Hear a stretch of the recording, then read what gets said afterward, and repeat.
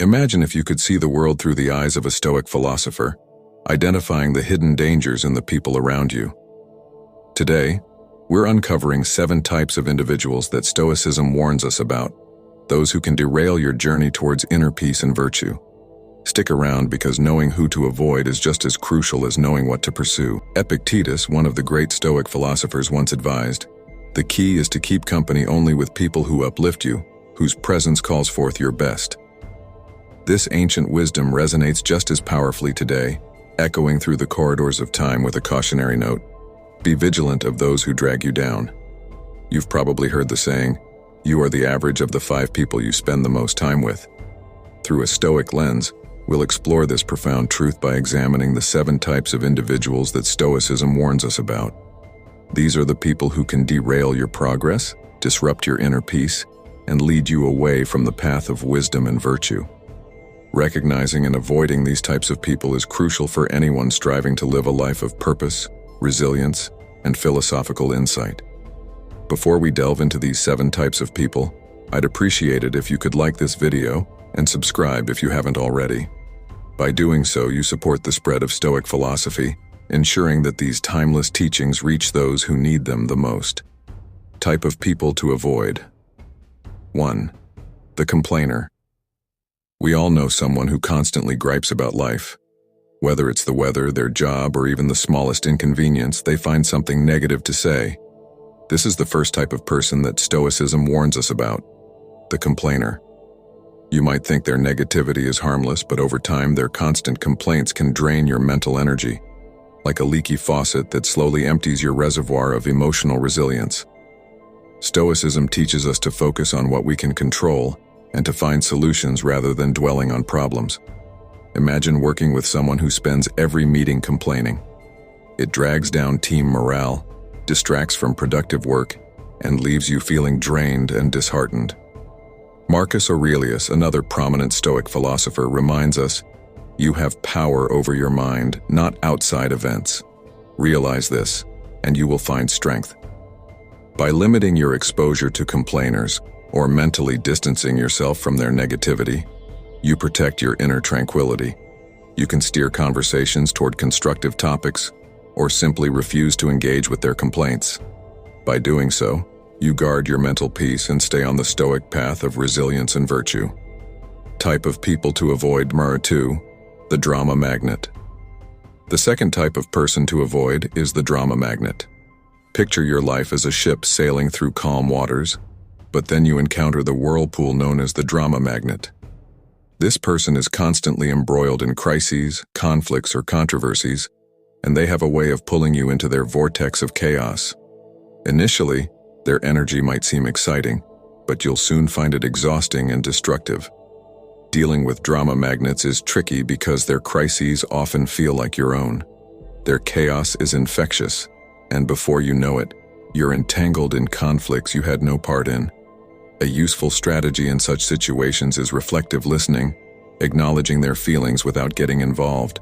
If they say, "I can't believe Sarah did that," you might respond, "It sounds like you feel really hurt by what Sarah said." This allows you to offer support without becoming embroiled in the drama. Alternatively, you might choose selective unavailability, setting boundaries to protect your time and energy.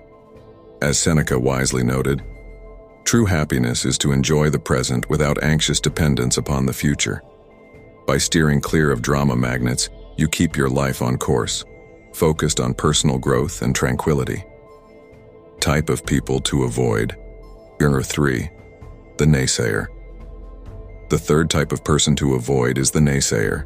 Imagine you're an artist painting a canvas, each brushstroke bringing your vision to life. Then, the naysayer enters, questioning your choices, sowing seeds of doubt, and dimming the vibrant colors of your work.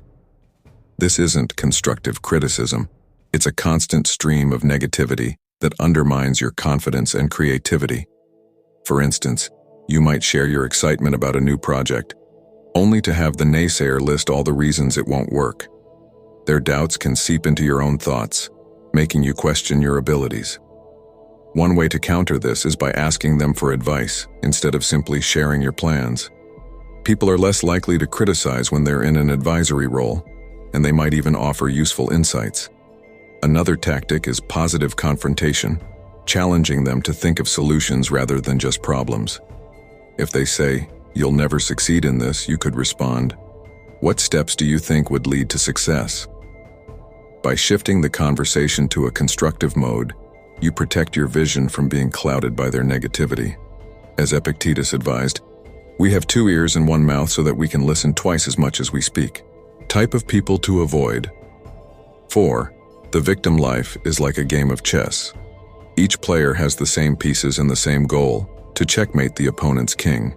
The victim, however, blames the board, the pieces, or even their opponent for every poor move they make. In their narrative, they are always in checkmate, not because of their choices, but because of some external force working against them. Why you should avoid them. The victim refuses to take responsibility for their actions, using their circumstances as a permanent excuse. Their narrative is a never-ending tale of woe, and they often cast others in their life as supporting characters meant to rescue them. Engaging with such individuals can subtly encourage you to adopt a similar mindset, which is antithetical to Stoic philosophy. Stoic strategy. Draw a firm boundary with victims to protect your own mental state. Practice compassionate detachment. Offer empathy and kindness, but don't become their perpetual problem solver. Encourage them to take responsibility for their own life while you focus on your own path. Stoic wisdom. The best revenge is to be unlike him who performed the injustice. Marcus Aurelius resists the urge to become entangled in the victim's narrative. Instead, take control of your own game board, making strategic moves that lead to growth and wisdom. Type of people to avoid. Number 5. The toxic positivist. You know this person. They're always exuding sunshine, rainbows, and endless streams of emojis. The toxic positivist dismisses your feelings and experiences with a flippant wave of glittery optimism, insisting that you should just be happy no matter what. Why you should avoid them. While positivity is generally a good thing, toxic positivity dismisses the complexity of human emotions. Life is not always sunshine and roses, and by denying the existence of challenges or negative emotions, the toxic positivist invalidates your experiences and disconnects you from reality. Stoic strategy. Engage them in a discussion that embraces both light and shadow. When they say just be happy, acknowledge your gratitude for the positives, but also assert that it's okay to feel upset or troubled by certain issues. Cultivate emotional granularity, the ability to recognize and differentiate between a wide range of emotions, both positive and negative. Stoic wisdom. True happiness is to understand our duties toward God and man, to enjoy the present without anxious dependence upon the future. Seneca. A balanced Stoic approach isn't about focusing solely on the positive or the negative. It's about embracing life's complexity with equanimity. Type of people to avoid. Number 6. The manipulator. Picture your life as a movie script. You're the main character, and you have an idea of how your story should unfold. Enter the manipulator, the shadowy producer who subtly rewrites your script without you even realizing it. Why you should avoid them. Manipulators use flattery, guilt trips, or deceit to steer you in a direction that benefits them, often at your expense. Their tactics can make you feel as though you're making your own decisions when, in reality, you're being subtly coerced. Stoic strategy. Counteract manipulation with the fogging technique. Agree with any truth in the manipulator's statements, but refuse to be moved by emotional coercion. Set clear boundaries and enforce them calmly and assertively. If they try to manipulate you into doing something you're uncomfortable with, learn to say no with clarity and conviction. Stoic wisdom. We cannot choose our external circumstances, but we can always choose how we respond to them. Epictetus. By choosing to respond differently, you take control of your life's script. Remember that you're the one holding the pen. Your storyline is yours to write. Type of people to avoid. Number 7. The time vampire. Imagine your daily routine as a carefully crafted symphony. each instrument representing a task or commitment, but then the time vampire joins in, screeching off key and drowning out your melody. Why you should avoid them. Time vampires are not necessarily malicious. They might be colleagues who constantly interrupt you with trivial questions or friends who invite you to countless social events.